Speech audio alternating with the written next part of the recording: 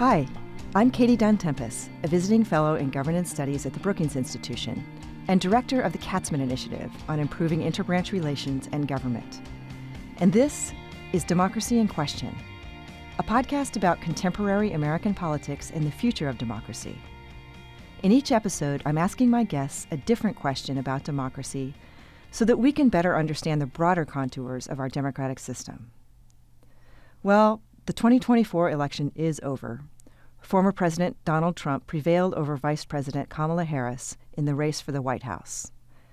The House of Representatives will likely remain in GOP control, and the U.S. Senate will shift to a Republican majority. It's a trifecta for the Republican Party in an election with very high voter turnout. In this podcast, I've been trying to get at the deeper questions of how democracy works, or is supposed to work. I've asked my colleagues to answer questions like, how do we build trust in elections? Does my vote really matter? And what does it mean to be an American? You can find all the past episodes on our website at brookings.edu/democracyinquestion, one word. On today's episode, the final one of the season, the question is, where does democracy go from here? To help explore and answer this question in the context of the elections for the White House and Congress, I've invited three of my governance studies colleagues to the show. First, Senior Fellow Bill Galston, the Ezra K. Zilka Chair and Senior Fellow in Governance Studies. He'll address the question in the context of the race between Trump and Harris. Then, Sarah Bender, a Senior Fellow in Governance Studies and Professor of Political Science at George Washington University, looks at the question from the perspective of someone who has long studied the Senate. And third, Senior Fellow Molly Reynolds, our resident House expert, tackles the question in the context of the outcome for the United States House of Representatives. Remember, these are conversations not about why the results happened, but what they say about democracy now and going forward. And now, on with the show. Bill, welcome to Democracy in Question. Great to be here. Yeah, thank you so much. I know this is a really busy time for you. Yep, elections are. Do you think you could start with maybe some of your big picture ideas or comments or reactions and how this election fits into the broader scheme of presidential elections that you've witnessed and written about and studied? And then maybe talk about how that ties into the future of our democracy. Well, as you said, it was a high turnout election. Probably, when the dust settles, not as high as 2020, but still pretty high by historical standards. From a technical standpoint, it also appears to have been a remarkably well-managed campaign.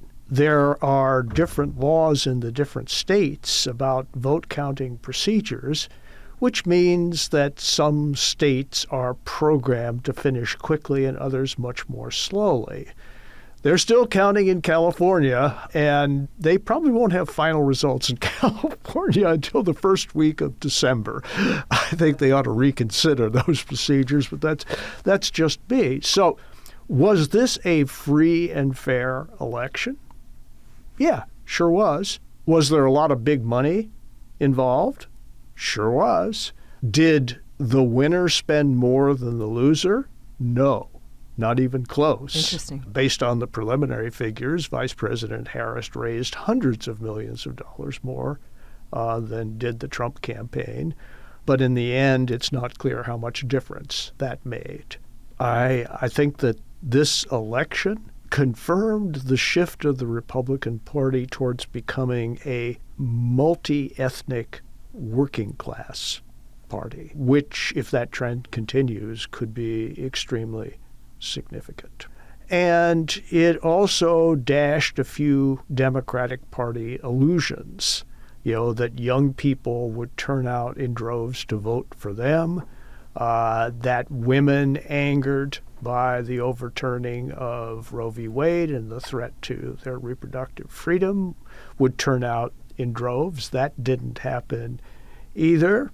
And it certainly should raise some questions about the familiar phrase people of color, because there was a significant shift among African American men towards Republicans, even more so among Hispanic men towards Republicans. And although it's a bit too early to tell for sure, the people whom the Census Bureau wraps up as Asian and Pacific Islanders also shifted in the direction of Trump.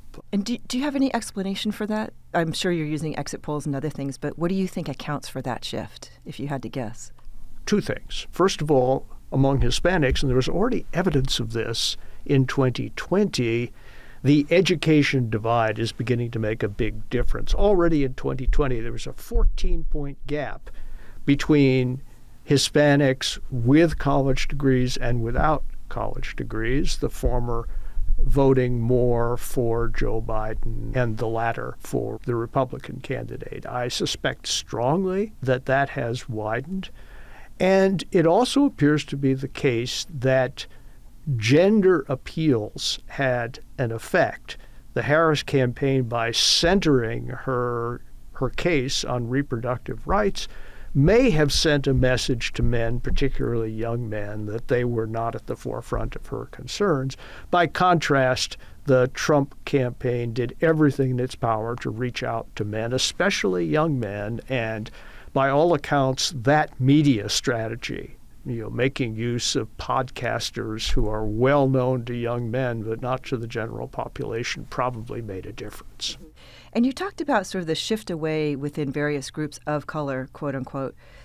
But was it mostly men, or was it across the board men and women when you talked about that shift? It was more men than women. One exit poll found that almost a quarter of African American men voted for Donald Trump. The figure for African American women was way down in single digits, and that split was even sharper among Hispanics. And what about the Democrats losing the working class vote? Because didn't President Biden do pretty well with that in 2020? He didn't get close to a majority. Yeah. He did a little bit better than Hillary Clinton. This is not news. The shift, especially of white working class voters away from the Democrats, began in 1968.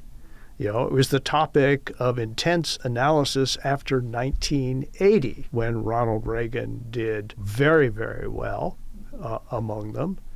He said, I haven't left the Democratic Party. The Democratic Party left me, and it has left you too. Mm-hmm. And a lot of white working class voters responded to that. So that's an old story. The new story is that non-white working class voters appear to be joining that trend. And if that continues, that will lead to a rolling realignment in American politics. Interesting. We haven't seen a major realignment in a long time, right? No, and we always think of realigning elections as occurring all at once. Classic examples, 1896, 1932. Yes. And we're less accustomed to what I think of as rolling realignments, when long-term trends over time make a big difference, even though in any particular election the shift may appear to be relatively modest. Right.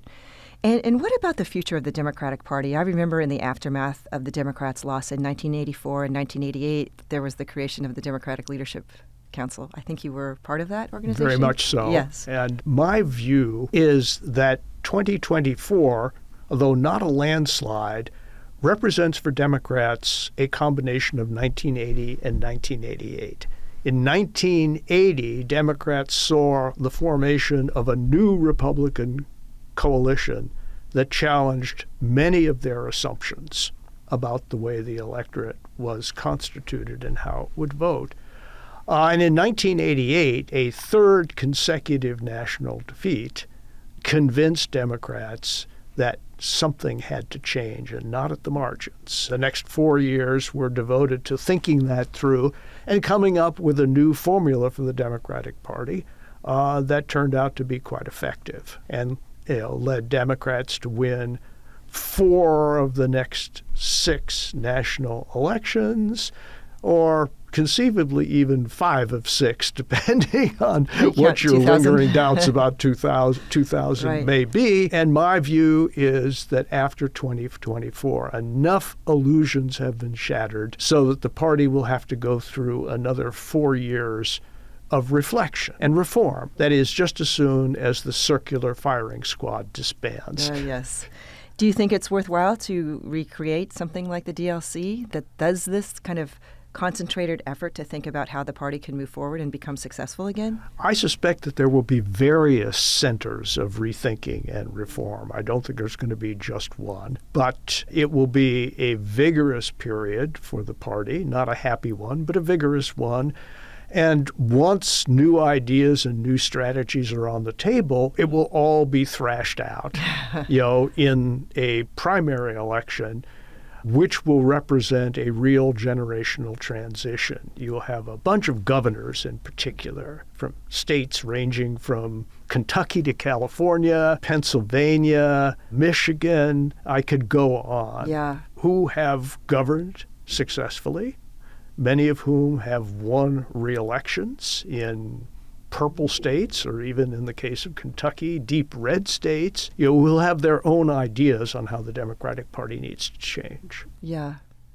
And so it's really not a moment where we just look at the election and said, maybe it was the case that Biden just should have stuck to his promise to just do one term, and then there could have been a whole primary process and nomination competition. And so we can't just sort of look at specific events within this past cycle to say that that was probably the reason. You really think, given the underlying trends and the rolling realignment that you've suggested, that really this is like a moment where there needs to be a radical rethinking of the future of the Democratic Party and how to appeal to more voters? Well, let me give you a qualified answer to that question. In my view, Biden made 4 key decisions, all of them, I think, in the first year of his administration, and certainly all of them by year 2, that shaped the outcome of the 2024 election decisively. First of all, he decided to enact a nearly $2 trillion stimulus package at a time when the economy was already recovering from a recession that had been induced not by economic factors, but by a pandemic and a government shutdown. And are you referring to the Inflation Reduction Act? No, I'm referring to I think it's called the American Rescue Plan. Oh, it was enacted, I believe, in February of Biden's first year, almost $2 trillion stimulus.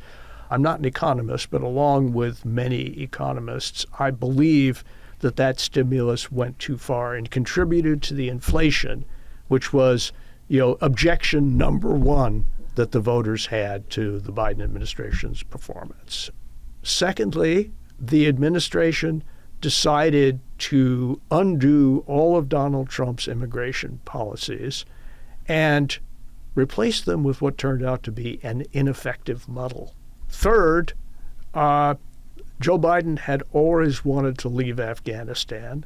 He counseled against staying in during the Obama administration and was determined to do so, but the way he did it had a catastrophic effect on the American public's confidence in his competence and in his administration. You can just track this very easily with his job approval ratings, which were well above 50% before the withdrawal from Afghanistan, and by the fall, just a month or 2 afterwards, had fallen into the low 40s where they remained. Decision number 4 was to break what many Democrats had heard as an implicit promise to be a one-term president, a transitional president. If he had withdrawn from the race, as in retrospect he certainly should have in the late fall of 2022 or early spring of 2023, we would have had, a no-holds-barred Democratic primary at which many new ideas would have been on the table. So it may be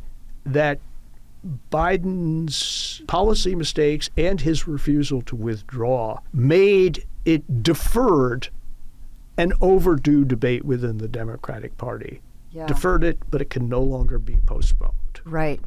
And I have this sense, too, that after the midterm elections in 22, where they actually did well, they thought, oh, that's great, we're doing well. And they forgot about the 4 mistakes during that first year that basically sunk them eventually.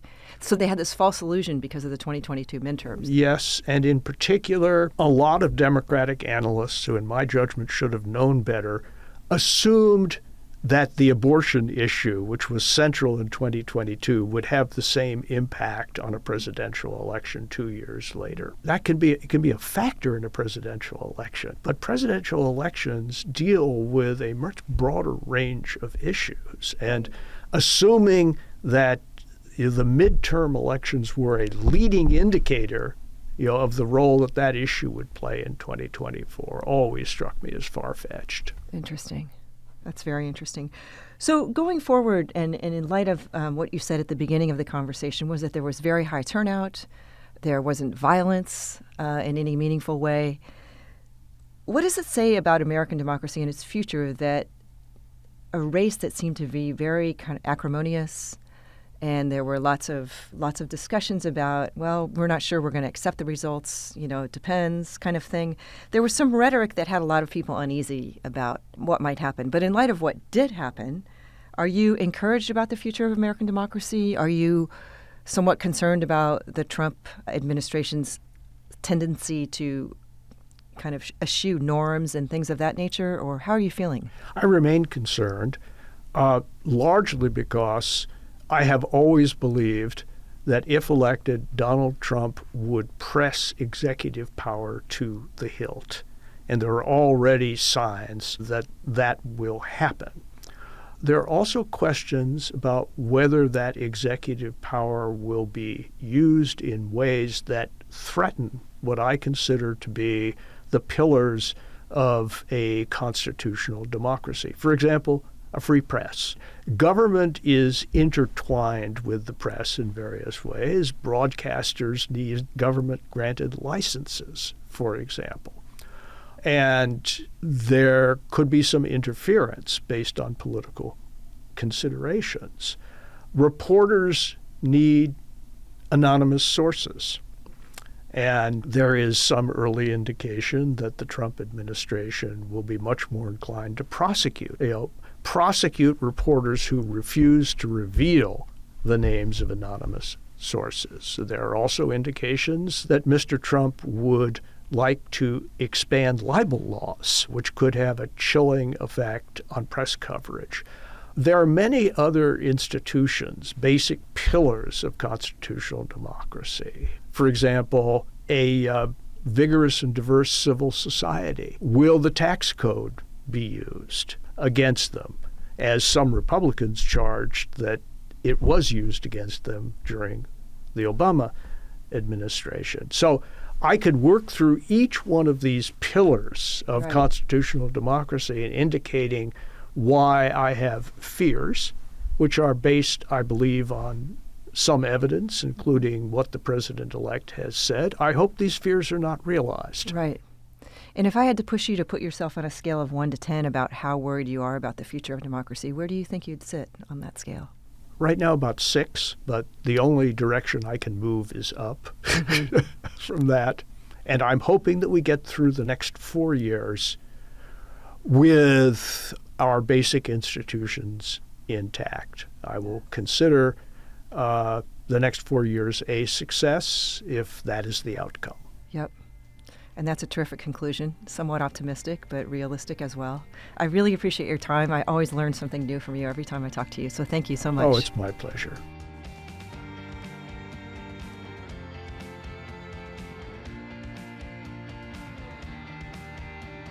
And now, Sarah Bender, Senior Fellow in Governance Studies, on the question of where does democracy go from here.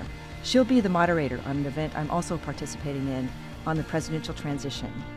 That is, planning and staffing a presidency. You can find that on our website. Sarah, welcome to Democracy in Question. Thanks for having me, Katie. Yeah, this is fun. Sarah and I share offices very close to each other, so we're frequently talking about all of these issues. So you'll have to tell me things you may have already told me. Tremendous. But let's talk about what you thought about in the aftermath. Aside from the specific breakdown in the Senate, generally speaking, what does that tell you about the future of Senate politics going forward into this new administration? Sure, it's a great place to start. When I look at what happened in the Senate election outcomes, I see 3 different screens, right? One is clearly a red screen. And what do I mean here? We're used to rising partisanship by voters when they go in the voting booth. What does that mean for Senate elections? It means that most states choose the senator from the president's party if they are a member of the president's party. So I'm a Republican and I live in Missouri. I vote for the Republican Senate candidate and President Trump, or whatever state you have there.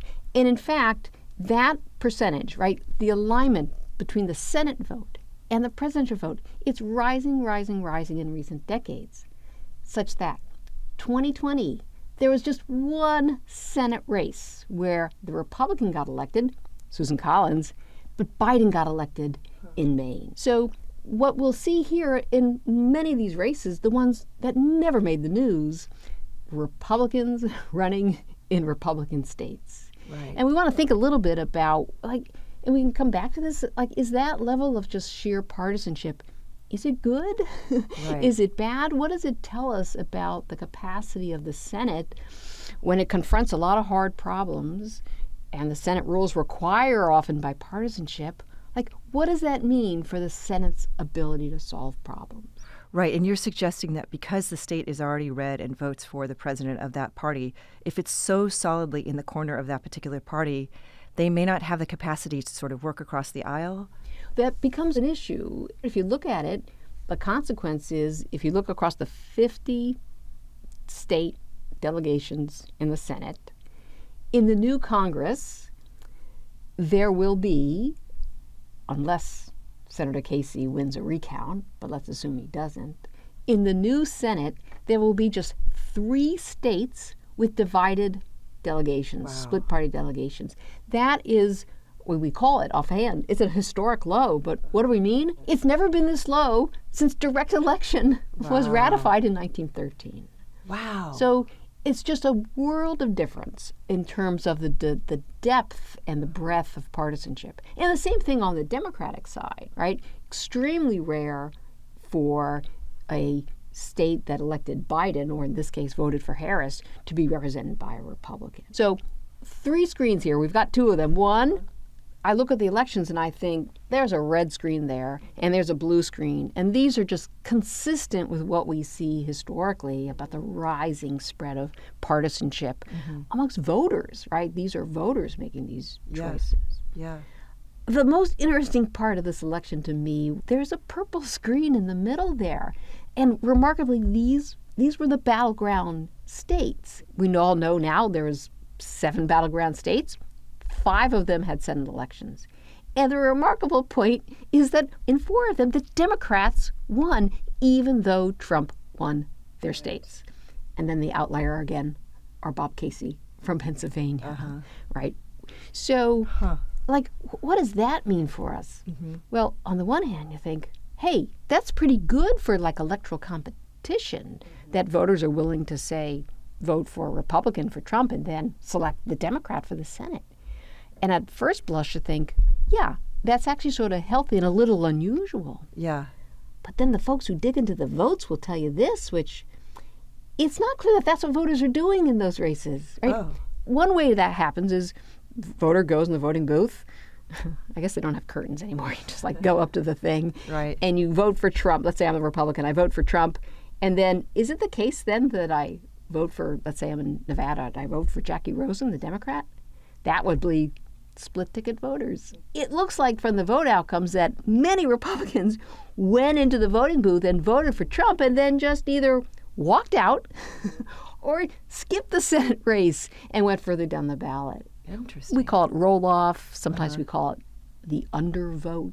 And so in that case, that's not like bipartisan behavior. Right. That's just like partisan behavior, but you were drawn into the voting booth by Donald Trump. And the good thing for those Senate Democrats is they were incumbents either in the House or they were in the Senate running for these Senate races.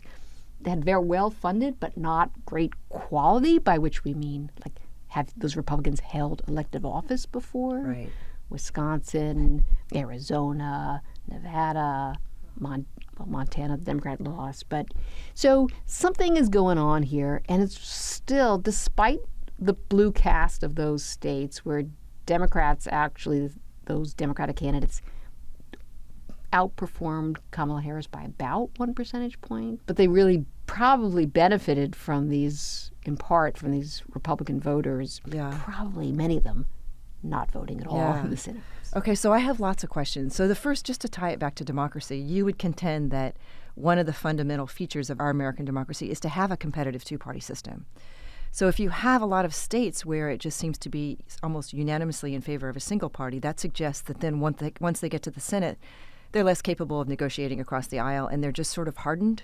Is that... That's one possibility, right? Mm-hmm. You're so used to being on your red team or your blue team, and when you look back home at your voters, you hear a pretty consistent message, a red message or a blue message, and voters, bless their souls, are not always very well informed, and they don't really appreciate the need to make compromises or to give the other side something they want in response to what you want.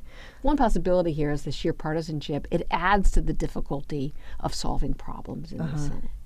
Now, having said that, two-party competitive system, writ large, we do have an electorally competitive system, just not typically within states, but across the country, because look, in a year in which Trump ekes over the popular vote, and we've all seen those maps in the newspapers with like the red arrows in every nook and cranny and demographic groups and race and ethnicity, and yet it's a 53 Republican seats, 47 Democrats. And in the House, they don't even really know what the final outcome is. So that is an electorally competitive system, right, but not strictly within the states. Yeah, that's interesting.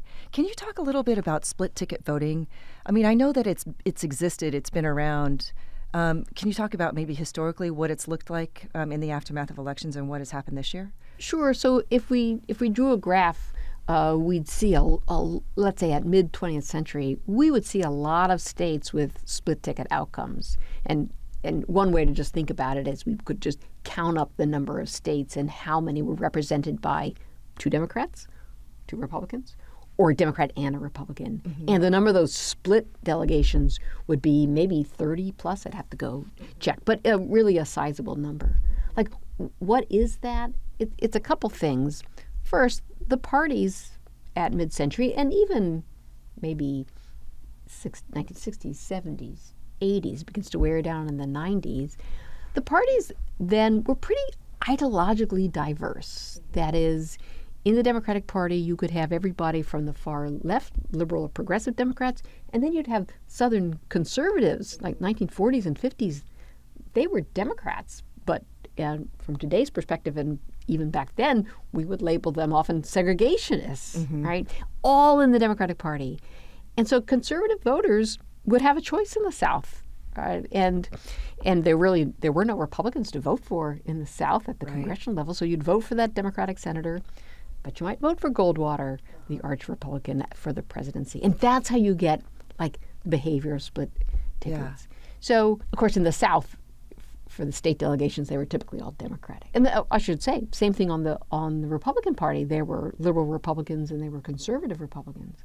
But that's not the shape of the parties today, right? Partisans, we think we have like an identity with a particular party, and it lines up. Did you go to college? Do you live in a city? Do you live in certain areas of the country? Do you have a certain economic status or a certain religion? We seem to be coalescing into two different, some people call them tribes, I don't know, but two different kind of groups or identities of voters. Right. And when you feel that way about your party and a little negative toward the other party, you just got to vote straight party ticket. And so it's much harder to end up in a world where we see split party delegations and less likely to see, as individual voters, splitting their tickets across the different offices. And tell us, given what you know now about the status of the majority in the Senate, what does that narrow margin politics mean for lawmaking?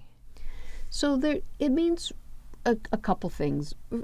First, always keep in mind, because it is a Republican president and a Republican Senate, it makes nominations easier, less doubt that they'll be confirmed, because the president's party controls the Senate.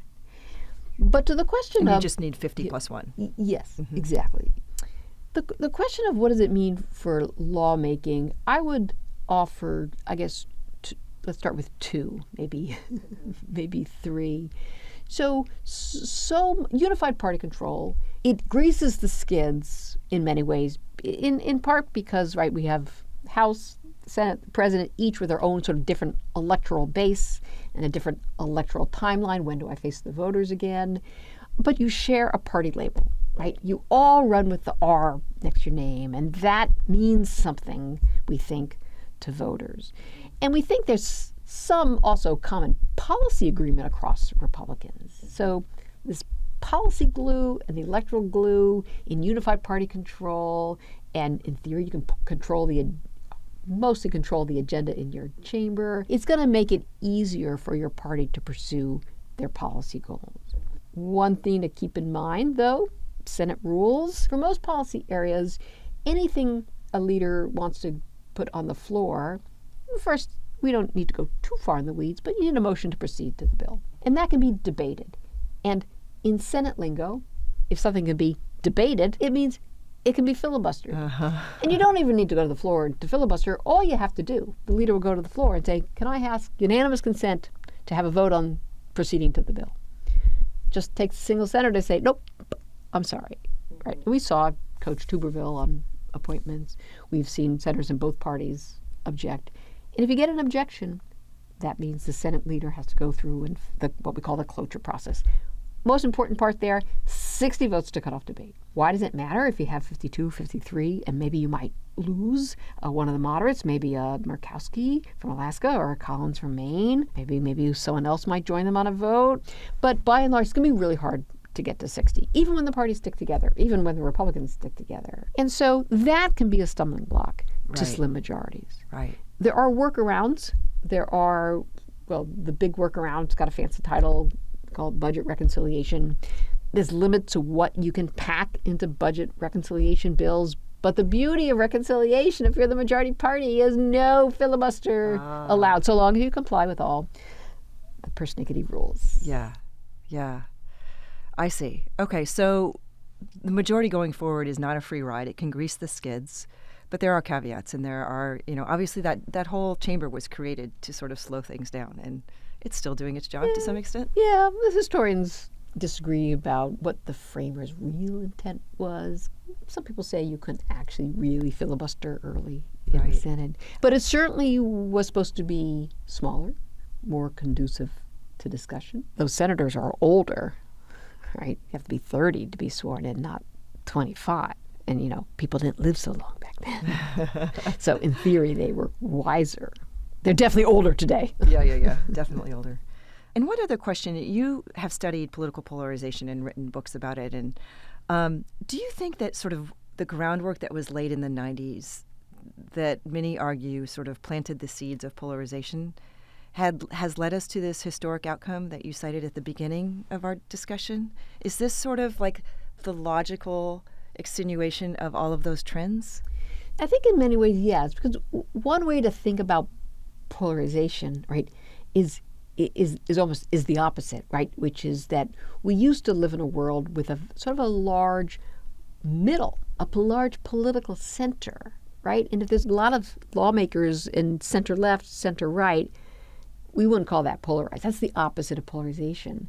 So we've gone from a period in the 60s and 70s where maybe a third of senators were really in the middle if we looked at their voting behavior. That middle's really gone. There really is barely anybody there in the current finishing Congress. Sinema and Manchin sitting in the middle there on the Democratic independent side. And on the Republican side, really just Collins and Murkowski. Yeah. And I guess as long as the Congress lasts, maybe a Mitt Romney. So as the parties have polarized and the center has disappeared, that's going on at the same time as we see a lot of that at the voter level. And political scientists disagree about, are voters as polarized and partisan as the elites? Mm-hmm. And do the elites cause the voter polarization or the voter polarization? Right. But whatever it is, right, that's the type of red screen, blue screen electoral outcomes that we saw in all but, right, those 4 or 5 Senate seats. That's really something. So I typically end my conversations with these incredible scholars with the question about what you're thinking about the future of American democracy. And so I asked the question, on a scale of 1 to 10, how worried are you about the future of American democracy? Well, if we're only thinking about Congress, I'm not the sky's falling. I may yet be the sky is falling.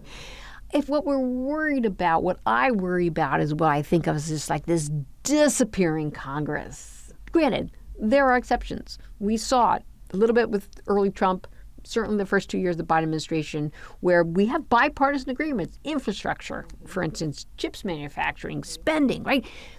Congress can get stuff done.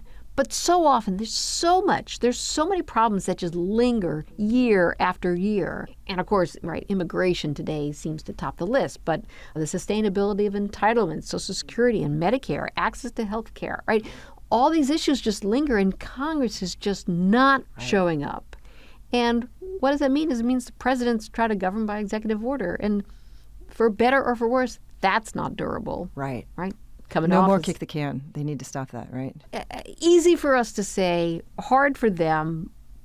But Congress, it would be good for a system where we thought the framers wanted these, like, we call them checks and balances. It's like some sort of accountability, right? The one thing framers didn't want was too much power. They don't want another king. And that is what worries me, if lawmakers are so beholden to their parties, but just unable to stick up for their institution. Yeah. So where does that put you on the 1 to 10 scale, then? I'm pushing you a little bit. I'm going to make you pick a number. On the is high? 10 is the high. It means you're the most worried. Like the sky is falling. 7. Okay. Ooh, you hit the average of what most other participants said. Well, Sarah, thank you so much for taking the time to talk to me today. It was really interesting. Thank you for those excellent questions.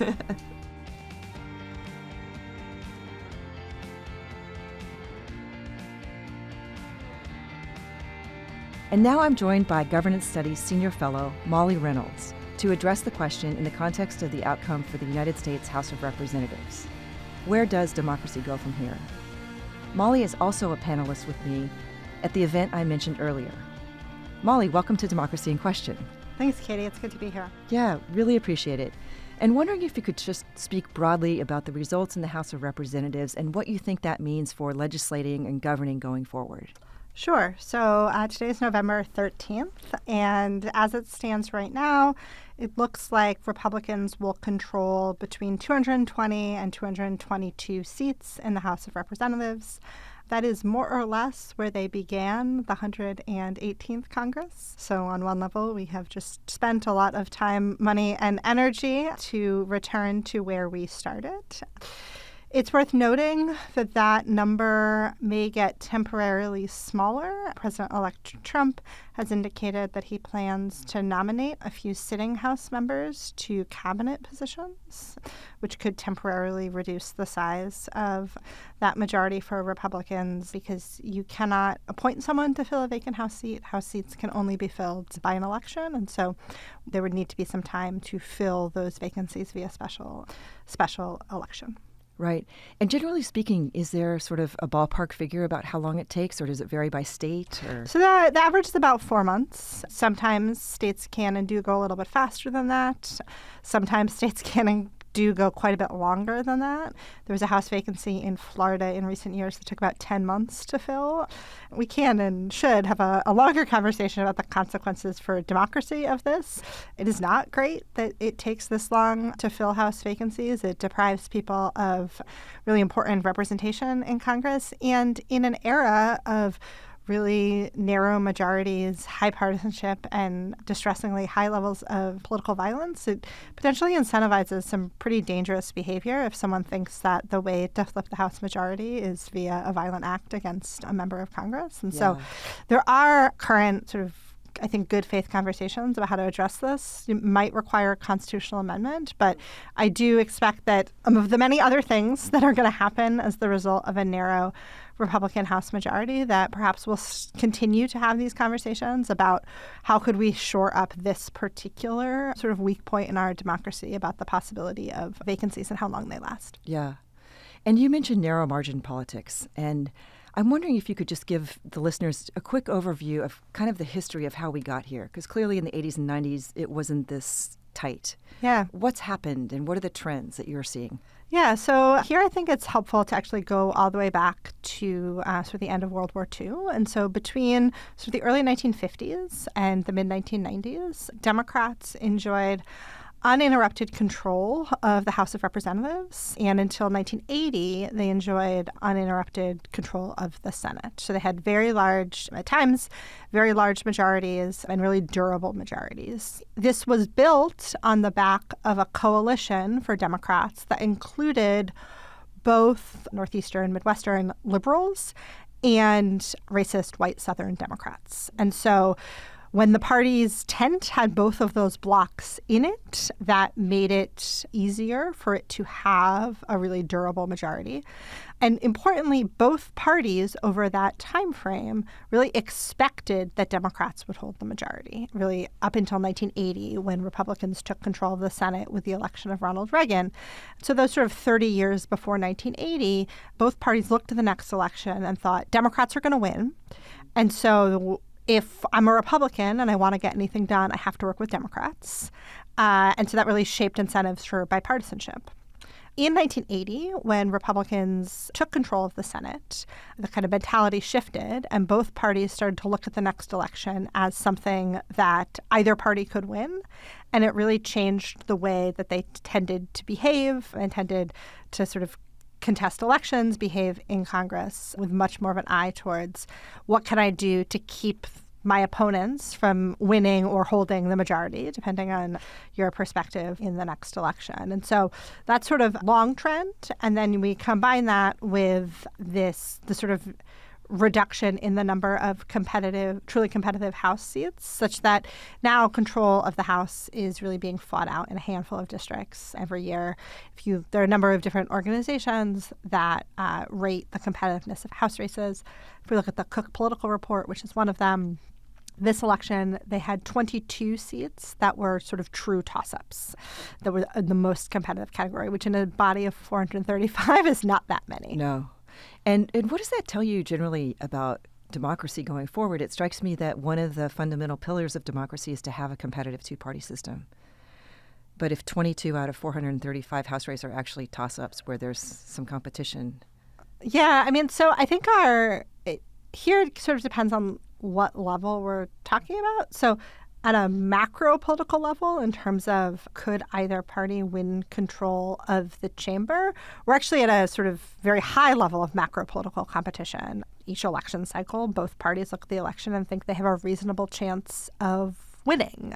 There are broader factors that will make that more or less likely. So, in a midterm year, particularly a president's first midterm, we know that historically the president's party tends to lose seats. But again, we're at a pretty high level of sort of macro political competition for control of the House.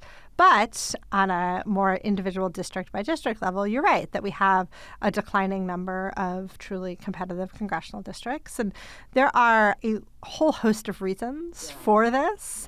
A lot of it, frankly, just has to do with the way in which Americans have distributed themselves across space and people's residential choices, and the fact that people tend to live near other people who share their political opinions. Right. And that trend has exacerbated over time. It has. Yeah. It has. And then you add on gerrymandering. So I don't think gerrymandering is the number one cause here, in part because you can only draw districts so complicated of a way, given the underlying distribution of people across space. But the declining number of truly competitive House districts does raise some important questions, I think, about democracy. It also suggests that in a lot of places, voters, the most meaningful opportunity voters have to weigh in on who their House member in Congress is going to be is when there's an open seat and there's a primary to select, or when you have a primary challenger to select a new nominee. And there, I think we can ask questions about, well, who turns out to vote in primaries? Do they look like the same kinds of voters who tend to turn out in general elections? That sort of thing. And the answer is usually no, right? There's some sort of mixed evidence on this. It's certainly the case that people who are just sort of more informed and more engaged are more likely to turn out on the national level. And in a lot of ways, that trend has actually come to benefit Democrats. Historically, it benefited Republicans, that Republicans would enjoy a higher turnout in midterm elections and that sort of thing because their voters tended to have all sorts of characteristics that would make them more likely to participate in politics, higher income, higher education. And as those kinds of voters have shifted to the Democratic Party. We now see that in a lot of midterm elections, for example, Democrats have a turnout advantage. Mm-hmm. And can you talk a little bit about how unified party control might impact House productivity or House operations? Sure. So anyone who's watched the House Republican Conference over the past 2 years has seen evidence of pretty significant divisions within the conference and a lot of struggles for the party to fulfill some of its basic governing responsibilities. I think unified party control will help Republicans manage some of those differences, but I don't know that it will solve them for them entirely. Particularly when you're operating with a very little margin for error in the House, you can make choices that will alienate 3 of your members. And if those folks decide they're really going to dig in on something, that can make your life really difficult. And I think a good place to think about this is something like their plans for a large piece of tax legislation. So in 2025, the tax cuts passed in 2017 during the first Trump administration start to expire. Then the Senate will need to take some action to address that. I think that they will eventually get to a consensus product, but there are factions within particularly the House Republican Conference who want different things out of that bill. So there are Republicans from high-tax states like New York, New Jersey, and California who really want that bill to do something about the state and local tax deduction. That's a really expensive policy proposal that might be at odds with other things that other Republicans want to see in that package. And so unified party control can help, I think, and will help them manage differences. But as we saw in 2017 for Republicans and as we saw in 2021 for Democrats, it does not always sort of make them magically disappear. Right. And what do you see going forward with the elections for the House leadership? So my expectation is that Speaker Johnson will get reelected Speaker, although there are many things that can happen between now, November 13th, and January 3rd. There are many choices that Johnson can make that might frustrate some elements of his conference.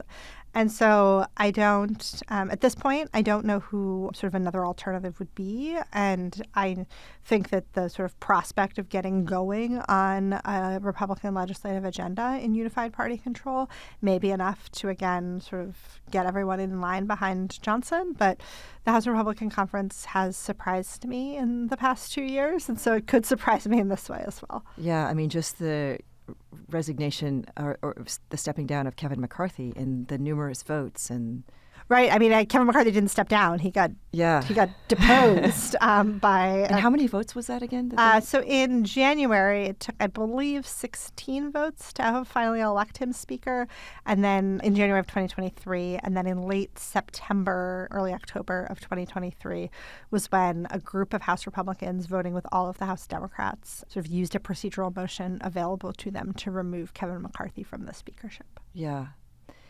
And am I right in this impression? It seems that majority parties, once they have a majority, and in this case, there might be overconfidence because of the election results and having the presidency and the Senate on their side as well, that it's almost like a license to not disobey, but to sort of raise your own parochial concerns and to kind of be more of a nitpicker. Whereas when you're on the defense, like the Democrats will be, they tend to limit the infighting more because they are in this defensive posture.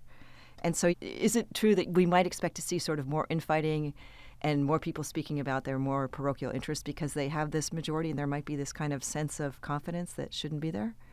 It's a good question. So I do think that when a party is in the minority, as Democrats are going to be, particularly when they're in what political scientists will call the deep minority, which means that, you know, they are in the minority in the House and the Senate and they don't control the White House, that there's no onus on you to rack up any legislative accomplishments. You don't have the reins of power. So electorally, you are likely to think the most effective thing to do is just not do anything that's going to help make the majority's life easier.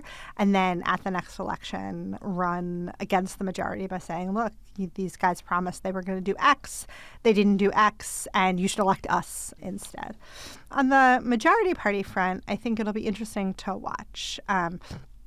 They are going to have the opportunity with unified party control to try and actually get done some of the things that they told voters they would do, some things that they told voters that they would do that might not actually have the effects that voters are looking for. So here I'm thinking about the kind of expected combination of potential tariffs and potential sort of very draconian immigration policy, which could stand to raise prices even further, which is exactly what voters, we seem to think, did not want. One of the things that they were angry about in this election were high prices. And so it'll be interesting to watch kind of what happens in 2 years when Republicans will have to run again on whatever record they build in the intervening 2 years. And I'll just say that in 2017, when Republicans had unified party control, some of the moments when President Trump was least popular were when Congress was trying to do things under the mantle of Republican unified control that were unpopular with the public. So here I'm thinking particularly about the attempt to repeal the Affordable Care Act in the summer of 2017, which they failed to do, not because Democrats were stopping them, because they were doing it using some procedures that did not require Democratic votes, but because they could not themselves in their own party agree on exactly what they wanted to do in order to repeal and replace that law. Yeah. So this is kind of my own issue here, but I'm someone that cares a lot about government shutdowns and the inability to come to budget agreements. In part, it exacts a huge price on the executive branch and the civil servants. And so that's kind of where I'm coming from. But just more broadly speaking, tell me that maybe because it's unified government, they're less likely to shut the government down?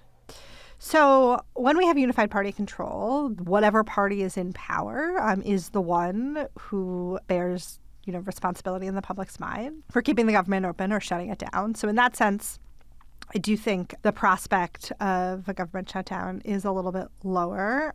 Also, at the end of the day, keeping the government open is the kind of thing on which Democrats, even bearing in mind everything I said before about being in the deep minority, that you could imagine Democrats coming to sort of the rescue of Speaker Johnson, as they did a number of times during this last Congress, because just dispositionally, Democrats are less interested in government shutdowns than Republicans are. And so we will see. Again, the current House Republican conference has surprised me in the past. So we'll just have to watch over the next couple of months. Okay.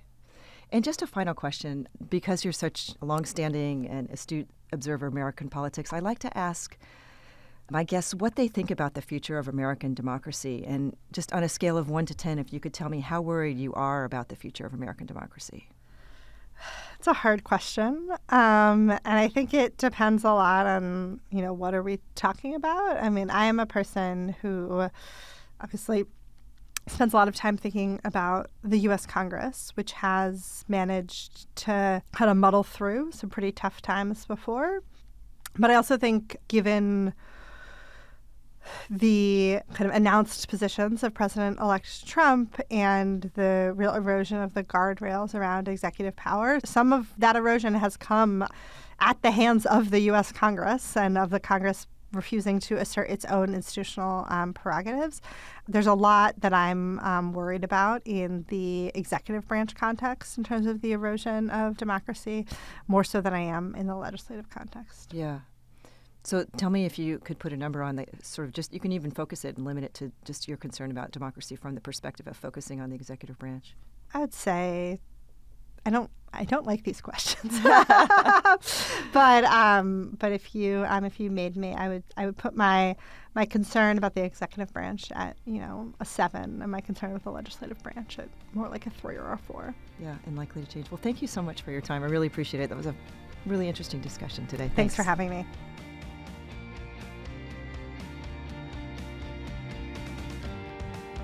Democracy in Question is a production of the Brookings Podcast Network. Thank you for listening, and thank you to my guests for sharing their time and expertise on this podcast. Also, thanks to the team at Brookings, who make this podcast possible, including Kuwila Lini Huanga, supervising producer, Fred Dews, producer, Gaston Reboredo and Steve Cameron, audio engineers, the team in governance studies, including Tracy Viselli, Catalina Navarro, and Adele Patton, and the promotions team in the Office of Communications at Brookings. Shivanti Mendez designed the beautiful logo. You can find episodes of Democracy in Question wherever you like to get your podcasts.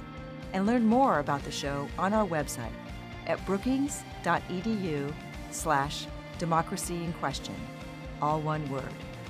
I'm Katie Dunn Tenpas. Thank you for listening.